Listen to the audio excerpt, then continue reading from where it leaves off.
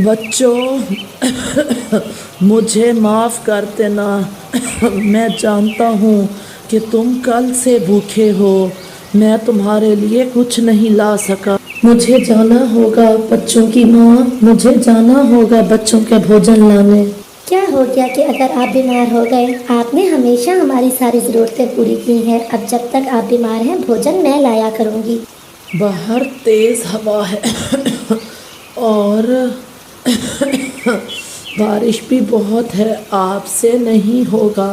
एक माँ अपने बच्चों के लिए सब कर सकती है। बच्चों, अपने पापा का ख्याल रखना, मैं भोजन लाने जा रही हूँ। मम्मा जल्दी आना, हम आपका इंतज़ार करेंगे। फिर मम्मा चिड़िया अपनी टोकरी उठाती है और बारिश में वो भोजन के लिए निकलती है। बारिश और हवा बहुत तेज थे। चिड़िया वापस चली जाओ, मैं उसी दिशा से आ रहा हूँ। उस दिशा में ना तो दाना है ना कोई फल। तोते भैया, फिर आप ही बताइए मुझे कहाँ जाना होगा? मेरे बच्चे भूखे हैं और मेरा पति कल से बीमार है। ऐसी बारिश में दाना मिलना बहुत मुश्किल है, सब मरेंगे, सब भूख से मर जाएंगे। तोता ये सब कह के वहाँ से उड़ जाता है। तोता अपने दिशा में उड़ता है, लेकिन मम्मा चिड़िया हिम्मत नहीं हारती, वो फिर से उड़ती है। तूफान होने के कारण वो लड़खड़ाती है, वो गिरती उड़ती है, लेकिन वो हिम्मत नहीं हारती। उड़ते उड़ते वो किसान की बस्ती में पहुँच जाती है। किसान की पत्नी अपने बच्चों के लिए खाना बना रही थी। वो बांस के छपरे के नीचे बैठी हुई थी। चिड़िया वहाँ चली जाती है। माँ जी, मेरे बच्चे भूखे हैं और बहुत तेज़ बारिश है। घर में खाने को कोई चीज़ नहीं है, कृपया करके मुझे कुछ खाने का दें। चिड़िया, मैं एक माँ हूँ और मैं जानती हूँ कि बच्चों का दर्द क्या होता है। एक माँ कैसे अपने बच्चों को भूखा देख सकती है। लाओ अपनी टोकरी मुझे दो। फिर किसान की पत्नी चिड़िया से वो टोकरी लेके अंदर जाती है और फिर उसमें कुछ चीज़ें रख के वहाँ से वापस आती है। वो चिड़िया के लिए बहुत सा सामान लाती है। एक रोटी का टुकड़ा, कुछ दाने और एक फल मैंने इसमें रख दिया है। जाओ जाके अपने बच्चों का पेट भरो और जो बच जाए वो पड़ोसियों को दे देना, पड़ोसियों की भी मदद कर देना। चिड़िया के देख के बहुत खुश होती है और वो किसान की पत्नी का धन्यवाद करके वहाँ से उड़ जाती है। वो अपनी भरी हुई टोकरी को लेके बारिश के मौसम में वापस जंगल जाती है और फिर अपने घर जाती है। मैं ले आई, मैं अपने बच्चों के लिए दाना ले आई। मम्मा, ये फल आपको कहाँ से मिला है? ऐसे मौसम में सूखा दाना और फल, आज तो बच्चों की माँ जीत गई। ये सब मुझे किसान की पत्नी ने दिया है। मैं ये बाकी का दाना पड़ोसी कौवों को दे के आती हूँ। मगर मम्मा, बारिश के दिन है, ये दाना हमारे कल के काम आएगा। हाँ कुकू बेटा, लेकिन पड़ोसियों का भी तो हमें सोचना चाहिए ना, वो भी तो भूखे हैं, इसलिए ये दाना मैं उन्हें दे आती हूँ। फिर चिड़िया वो दाना लेके कौवों के घर पे आ जाती है। चिड़िया, मैं तो बहुत भूखी थी, ये दाना देख के दिल को सुकून मिल गया। चिड़िया, मैंने तो सुना है इंसान बहुत बुरे होते हैं, पक्षियों को हमेशा बहुत नुकसान पहुंचाते हैं। नहीं कवे भैया, इंसान बहुत अच्छे भी होते हैं। किसान की बीवी ने मुझे एक फल, सूखा दाना और रोटी का एक टुकड़ा दिया। अच्छा, अब मैं जाती हूँ, मेरे बच्चे मेरा इंतज़ार कर रहे होंगे। फिर मम्मा चिड़िया वहाँ से चली जाती है। कालू, चिड़िया की बच्ची रोटी और फल खुद खा गई और हमें देने आई सूखा दाना। जो मिला है उसे खा लो, ये सूखा दाना मरने से अच्छा है। पेट भरो अपना पेट। फिर कालू और गोरी वो सूखा दाना खा लेते हैं। दूसरे दिन गोरी कालू से कहती है, कालू जी, क्यों ना हम कुछ ऐसा करें कि जिससे ये चिड़िया किसान की पत्नी की नज़र में बुरी बन जाए और वो दाना और फल हमें देने लगे। उसके लिए हमें कुछ ना कुछ करना होगा। कौवा और कवि भी इंसानों की बस्ती की तरफ उड़ते हैं। चिड़िया आज फिर अपनी टोकरी में भोजन रख के वापस जंगल जा रही थी। कालू, वो गई, चिड़िया सारा भोजन लेके चली गई है, अब हमें क्या मिलेगा? तुम चिंता ना करो, कल से ये सारा भोजन हमें मिलेगा। कौवा और कवि फिर से उड़ते हैं। वो किसान के घर जाके छत पे बैठ जाते हैं। उनकी नज़र दरवाजे के पास पड़े हुए किसान की पत्नी के कंगन पे पड़ती है। किसान की पत्नी टूटी से हाथ मुंह धो रही थी और कंगन दरवाजे के पास पड़ा था। कालू कौवा चुपके से उड़ता है और किसान की पत्नी का वो कंगन उठा लेता है। फिर कौवे कंगन उठा के वापस घर पे आ जाते हैं। कालू जी, अब बनेगी चिड़िया चोरनी और किसान की पत्नी उसको दाना तो क्या अपने घर के पास भी नहीं आने देगी। बच्चों की माँ, अब मौसम ठीक है और बारिश भी रुक गई है, कल से हम दोनों जाएंगे भोजन लेने। किसान की पत्नी मेरा बहुत ख्याल रखती है। अब हमें भोजन लेने के लिए मारे मारे फिरने की कोई ज़रूरत नहीं है। मेरा कंगन कहाँ गया? ये कैसे हो सकता है? अभी कुछ देर पहले तो मैंने यहीं पर ही रखा था। कौन चुरा के ले गया मेरा कंगन? किसान की पत्नी यूँ परेशान होकर अपना कंगन ढूंढने लग जाती है। शाम के बाद कौवा और कवि किसान की पत्नी के पास आते हैं। माँ जी, ये सोने का कंगन आपका है क्या? ये कंगन तो मेरा है, लेकिन ये तुम्हारे पास कहाँ से आया? मैं कब से इसे ढूंढ रही हूँ। वो है ना चोरनी चिड़िया, उठा के ले गई थी तुम्हारे घर से। ये मैंने देखा तो छीन के ले आई उससे। माँ जी, हम बहुत अच्छे कवि हैं, हमसे बुरे काम नहीं देखे जाते। वो चिड़िया ऐसा भी कर सकती है, मैं सोच भी नहीं सकती थी। मैंने बारिश में उसकी मदद की, उसे दाना दिया, फल दिया, लेकिन उसने मेरे साथ ही ऐसा किया। उसने मुझे धोखा दिया।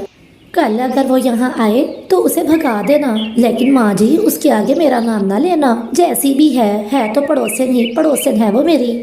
मैं उसे कोई बात नहीं करूँगी। दूसरे दिन जब चिड़िया किसान के घर आती है तो किसान की पत्नी उसे सीधे मुंह बात तक नहीं करती। माँ जी, क्या बात है? क्या आज आप मुझे भोजन नहीं देंगी? तुम्हारे जैसी चोरनी से संबंध बना के मैंने बहुत बड़ी गलती की। चिड़िया चली जाओ यहाँ से, मैं तुमसे बात नहीं करना चाहती। माँ जी, ज़रूर आपको कोई गलतफहमी हुई है। मैं जिस थाली में खाऊंगी उसी थाली में छेद क्यों करूँगी भला? ऐसे चिड़िया रोते हुए वहाँ से चली जाती है। थोड़ी देर बाद कौवा और कवि अपनी टोकरी लेके वहाँ आते हैं और किसान की पत्नी से मीठी मीठी बातें करने के बाद उससे भोजन लेके वहाँ से चले जाते हैं। कालू, हमने कितनी चालाकी से किसान की पत्नी का कंगन चुरा के चिड़िया को चोर बना दिया। हाँ, और अब किसान की पत्नी हर रोज हमें ही भोजन दिया करेगी। मिठू तोता पीछे के पेड़ पे बैठा अमरूद खा रहा था। वो सारी बात सुन लेता है। ये कौवे बहुत बुरे हैं, हमेशा दूसरों से जलते रहते हैं, लेकिन मुझे किसान की पत्नी को सारी बात बतानी होगी। फिर कौवा कबूतर और बुलबुल को लेके किसान की पत्नी के पास जाता है। फिर मिठू तोता उसे सारी बात बताता है कि कैसे कौवे ने उसका कंगन चुराया और चिड़िया को उसके आगे चोर बना दिया। माँ जी, आप उस चिड़िया पे शक न करें। वो चिड़िया तो बहुत दयालु चिड़िया है, उसने हमेशा मुश्किल में हम सब की मदद की है। मैंने बहुत बुरा किया जो उन कौवों की बातों में आके चिड़िया से नाराज़ हो गई। फिर किसान की पत्नी चिड़िया से अपने किए की माफ़ी मांगती है और फिर जब कौवे भोजन लेने के लिए आते हैं तो किसान की पत्नी डंडा लेके उनकी अच्छी पिटाई करती है और उन्हें भगा देती है। सर्दी का मौसम था। कालू कौवा मजे ले लेके स्ट्रॉबेरी खा रहा था। वो कुछ स्ट्रॉबेरी खाता था और कुछ ज़ाया करके फेंक देता था। उसे इस तरह से स्ट्रॉबेरी को ज़ाया करते देख के एक चूहा वहाँ आता है। अरे कौवे मियाँ, ये क्या कर रहे हो तुम? जितनी स्ट्रॉबेरी तुम्हें चाहिए उतनी ही खाओ ना, इस तरह से ज़ाया क्यों कर रहे हो? मेरा खाने का तो यही स्टाइल है, और तुम तो ऐसे बात कर रहे हो जैसे ये पेड़ तुमने लगाया हो। मैं तो बस तुम्हें समझाना चाह रहा था, लेकिन तुम जैसे पक्षियों से बात करने से तो अच्छा है कि बात की ही ना जाए। ऐसा कहते हुए वो चूहा वहाँ से चला जाता है और कालू कौवा फिर से स्ट्रॉबेरी ज़ाया करने लगता है। अरे वाह वाह वाह कालू, क्या नसीब है तेरे, कभी यहाँ से खा और कभी उड़ के वहाँ से खा। ऐसा कहते हुए कालू कौवा उड़ के वहाँ से चला जाता है। कुछ देर उड़ने के बाद उसको एक मोटा ताज़ा सेब नजर आता है। अरे वाह वाह वाह वाह, ताजा और मीठा सेब, ये खाने का तो मेरा कब से मन कर रहा था। ये बोलते हुए कालू कौवा बिना देरी किए सेब को खाने लगता है। सेब खाते खाते वो सेब को आधा कर देता है। वहीं पर कहीं से चींटियां आ जाती हैं। अरे कौवे भैया, ये क्या किया आपने? हमारा सेब खा लिया। ये तो हम तोड़ के इतनी मुश्किल से लाए थे।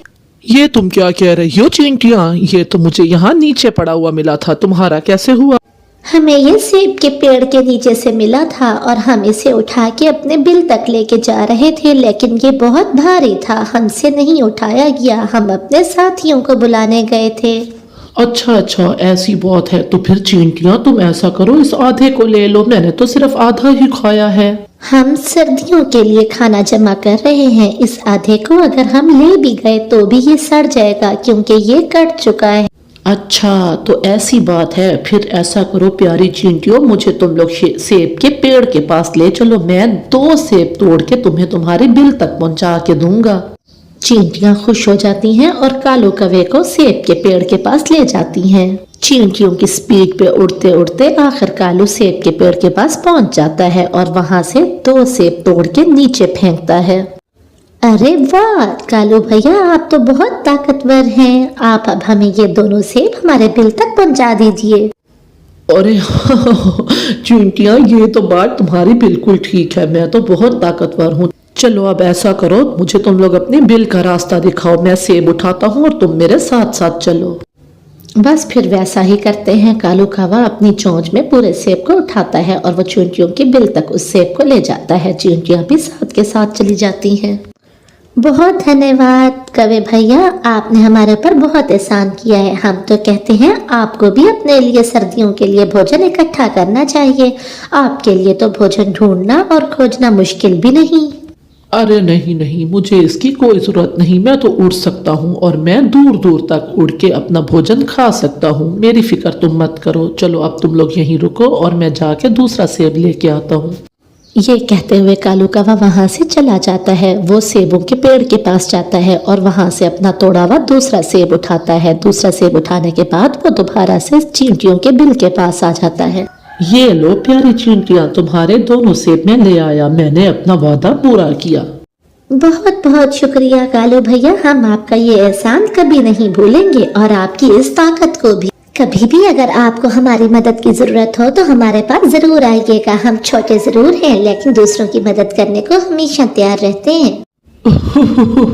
प्यारी चींटियां, इसकी जरूरत कभी नहीं पड़ेगी। चलो ठीक है, अब मैं यहाँ से चलता हूँ।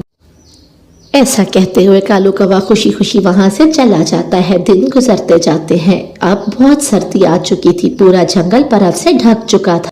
कालू पूरा दिन से भोजन की खोज में था लेकिन उसे भोजन कहीं से नहीं मिलता। अरे मैं क्या खाऊं, मेरी तो तबीयत खराब होने लगी है। मैं क्या खाऊं और मैं कहाँ जाऊं? हर तरफ तो बर्फ ही बर्फ है, ना कोई फ्रूट नजर आता है और ना ही सूखा दाना। कालू कौवा फिर से उड़ता है। वो उड़ना तो आगे जाता था लेकिन उसके पैर सर्दी के कारण जम जाते हैं और वो लड़खड़ा के दूर जा गिरता है। वो सीधा चींटियों के बिल के आगे आके गिर जाता है। चींटियां उसे पहचान लेती हैं और उठा के अपने बिल के अंदर ले जाती हैं।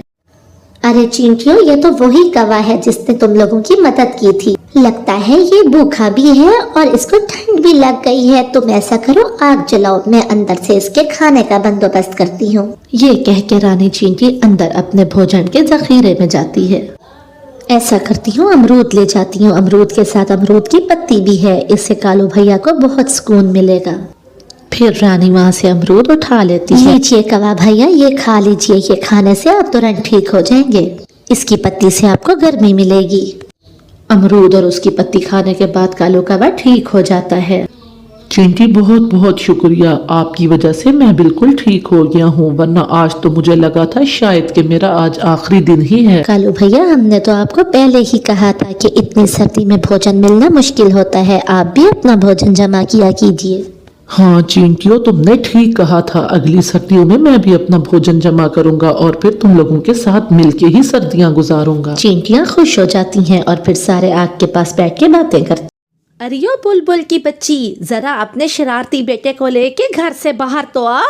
क्या हो गया है गोरी? क्या कान के पर्दे फाड़ोगी? मेरे घर के पास बैठ के इतना शोर क्यों डाल रही हो?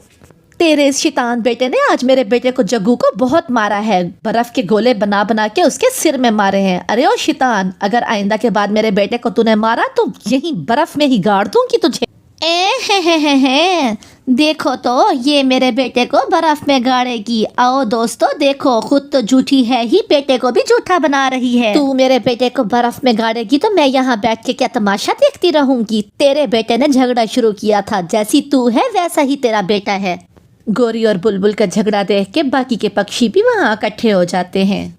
क्यों रे जग्गू, क्या ये सच कह रही है बुलबुल? क्या झगड़ा तूने शुरू किया था?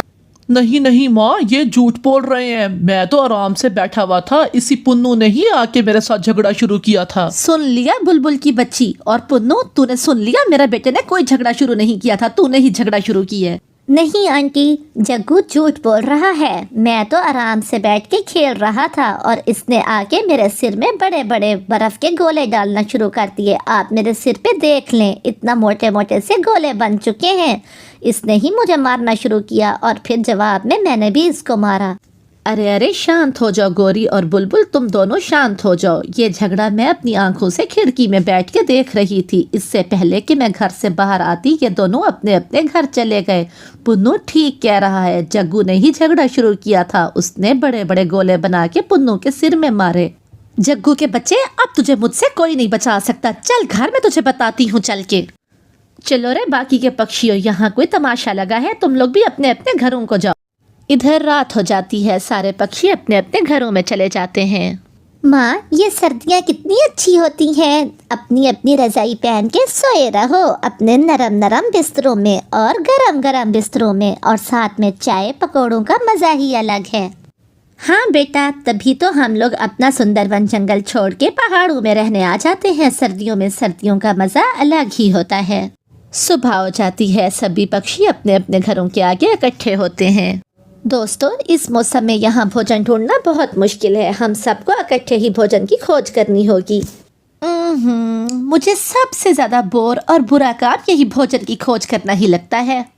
रानो, तुम बिल्कुल ठीक कह रही हो, हमें वक्त ना गंवाते हुए जाके भोजन की खोज करनी चाहिए। अरे अरे मीनो, ये तो तैयार हो गए तुझे ले जाने को। ऐसा करती हूँ, कोई ना कोई बहाना करती हूँ। अरे अरे मेरे पैर बहुत दुख रहे हैं। कब से मेरे पैरों में दर्द है। ये तो एक बहाना है मीनो मौसी, क्योंकि अभी थोड़ी देर पहले तो तुम कह रही थी कि मेरा बर्फ में खेलने का बहुत दिल कर रहा है। अरे यो गोरी की बच्ची, एक लगाऊंगी तेरे मुंह वाले। दर्द है तो कह रही हूँ, झूठ थोड़ी ना बोल रही हूँ। नहीं नहीं मीनो मौसी, तुम तो बुरा ही मान गई। मैं तो ऐसे ही कह रही थी, तुम फिक्र ना करो, आराम करो, हम सब मिलकर तुम्हारा भोजन भी लेके आएंगे। बस फिर मीनो मौसी को छोड़ के सभी पक्षी वहाँ से भोजन की खोज को उड़ जाते हैं। अरे अरे मजे आए, मैं तो कूदूंगी, गाऊंगी, नाचूंगी। इधर पक्षियों को उड़ते उड़ते काफी देर हो गई होती है। वो आगे जाके एक बड़े पेड़ को देखते हैं और बड़े पेड़ को देखते ही वो आराम करने के लिए उस पेड़ पे बैठ जाते हैं। ओफो, थक गई मैं तो। इतनी देर उड़ने के बाद भी हमें भोजन नहीं मिला। मुझे लगता है हमें लौटना चाहिए। लेकिन अगर घर लौट गए तो खाएंगे क्या? अभी तो हमें कोई किस्म का अनाज मिला ही नहीं। गौरी ठीक कहती है दोस्तों, शाम हो गई है, लौटते लौटते रात हो जाएगी। हाँ चलो, अब हम सब घर को चलते हैं। फिर वो सारे पक्षी उड़ के वहाँ से वापस घर आ जाते हैं। अगली सुबह वो फिर से इकट्ठे होते हैं। दोस्तों, यहाँ तो अनाज मिलता ही नहीं। मैं तो कहती हूँ हमें वापस सुंदरवन जंगल ही लौट जाना चाहिए। क्यों ना हम थोड़ा दूर जाके खोज करके देखें। यहाँ करीब में कुछ नहीं मिलता तो क्या पता दूर से कुछ मिल जाए। मीनो मौसी की बात बिल्कुल ठीक है। चलो दोस्तों, अब कुछ दूर जाके देखते हैं। फिर वो सभी पक्षी फिर से वहाँ से उड़ते हैं। इस बार वो बहुत दूर जाते हैं। उड़ते उड़ते वो जंगल से काफ़ी आगे चले जाते हैं, लेकिन आगे जाके भी उन्हें कहीं से अनाज नहीं मिलता। आखिरकार थक हार के वो फिर से एक पेड़ पे बैठ जाते हैं। लगता है हमारे नसीब में यहाँ का अनाज है ही नहीं। चलो दोस्तों, चलते हैं। इतनी देर में कालू की नज़र दूर एक घर पे पड़ती है जहाँ पे आग जल रही होती है। अरे दोस्तों, वो देखो, वहाँ कुछ है, वहाँ कोई घर है। चलो हम उधर चलते हैं। समय ना गंवाते हुए वो सभी दोस्त वहाँ चले जाते हैं। वहाँ एक बहुत सुंदर सा इग्लू का घर होता है और उसके बाहर एक बूढ़ी माँ जी बैठी होती है। वो सभी वहाँ जाके बैठ जाते हैं। अरे बच्चों, तुम लोग इस समय यहाँ क्या करने आए हो? कोई समस्या है? फिर कालू और गौरी बूढ़ी माँ जी को सारी बात बताते हैं। अच्छा, मैं समझ गई। तुम लोग बाहर क्यों बैठे हो? आओ अंदर आ जाओ तुम सब। फिर वो सब अंदर आ जाते हैं। अरे वाह वाह वाह माँ जी, ये तो बहुत बड़ा घर है। क्या इतने बड़े घर में आप अकेली रहती हैं? हाँ बेटा, मैं इस घर में अकेली रहती हूँ। ऊपर वाले ने किसी तरह की कमी तो नहीं दी, लेकिन मेरे घर वाले, मेरा पूरे का पूरा परिवार एक बाढ़ में बह गया था। ओहो माँ जी, बहुत दुख हुआ, हमें बहुत दुख हुआ आपकी ये कहानी सुन के। बस बेटा, क्या किया जा सकता है। चलो मेरी छोड़ो, तुम सब ऐसा करो, दूसरे कमरे में आराम करो। मैं तुम्हारे लिए थाली लगाती हूँ। तुम सब बहुत थके हुए लग रहे हो। ऐसा करो, खाना खाने के बाद आज यहीं सो जाओ। रात भी बहुत हो गई है। तुम लोग कल अपने घर को चले जाना। ये लो, गरम गरम खाना खा लो। तुम लोग ऐसा करो, खाना खा के यहीं सो जाओ।